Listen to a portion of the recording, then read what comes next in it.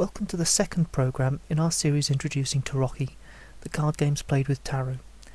If that sounds like a strange idea to you, then please do watch the first film for an overview of tarot's real history and origins. It may not be what you've been led to believe. Before we proceed, I'd like to point out that throughout this project I shall, so far as possible, be using anglicised and standardised terms. Many people find foreign language terms a little harder to learn, and when they change from game to game, from country to country, they can make learning seem positively daunting. Using these standardised terms will not change the game in any way, and should make it easier for you to learn more games in the long run. So, let's take our first proper look at the cards used to play the games. Broadly, tarot cards can be divided into two groups, those for gameplay and those for occultism or fortune-telling. There is a little overlap in the use of reproduction packs, but that needn't be of any concern to us. We will not be looking any further at the occult tarots. There are plenty of other websites should you wish to look at them.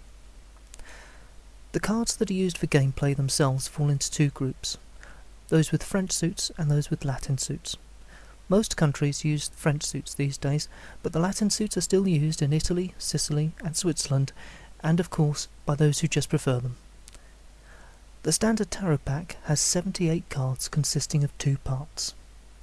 The first part consists of 4 regular suits of hearts, diamonds, clubs and spades in the French designs, or of cups, coins, batons and swords in the Latin designs. Throughout these programmes I shall refer to the swords and batons, along with their counterparts the spades and clubs, as the black suits. Likewise I shall refer to the cups and coins, with their counterparts, hearts and diamonds, as the red suits. Each suit consists of 10 pip cards and 4 court cards, being a king, a queen, a cavalier and a valet. The indices used to indicate these cards will vary with the country that they come from, so in France there will be an R for Roy, king, and a D for Dame, the queen. However, you should have no difficulty in recognising them from their designs. The pip cards are usually known by their number, however, the 1 is usually called the ace, and the 2 is often called the deuce. Ranking for the regular suits falls under 2 schemes, called rational and irrational ranking. Rational ranking is the one that you will be most familiar with. All the suits rank with king high, king, queen, cavalier, valet, 10, 9, 8 and so forth, with the ace low. Irrational ranking will sound a little strange, but it is quite common in games on the continent. The black suits rank normally. However, the red suits rank with, again, king high, king, queen, cavalier, valet, ace, deuce, 3, 4, and so forth with the 10 low. Many games are played with a reduced pack, the most common using just 54 cards. Such packs are formed by omitting a number of the pip cards. The number of trumps used is largely constant. We should note that while most trump cards are numbered, outside of France it is common for suit cards to lack corner indices. Some people find this a little difficult, especially when dealing with swords and batons, which new players often confuse. But really, this is a problem that can be resolved with 10 minutes and a marker pen. The set of trumps is numbered from 1 to 21. The French suited packs have a variety of designs, while the Latin packs will have the traditional figures such as the angel or the world. There is also an extra card, variously known as the excuse, scus, skis, dis, matto, foe and fool, and this is what we shall call him. The fool's role differs between games. In some he is an excuse, while in others he is the highest trump.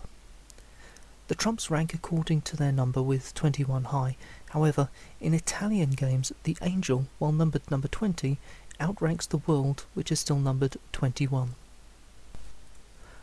While the traditional trumps have their obvious titles such as Death, Temperance and the Lovers, since the development of French suited packs, some new little names have arisen. The 1 of trumps has in the past been called the Sparrow, though we shall know him by his more common name, the Pagat. The 2 of trumps is sometimes called the Owl, the 3 is the Cockatoo, and the 4 is the Marabou, which is a type of African stork. So together, it's little surprise to learn that the 4 lowest trumps are called the birds. The 21 of trumps is known either as the world or the monde, which means the same. Among these cards, 3 are commonly held to be of special importance. We call these the honours. They are the Pagat, the World, and the Fool. In Italy, of course, where the trump order is a little different, the Angel replaces the World as an honour. One last distinction between the cards is that of counters and empty cards.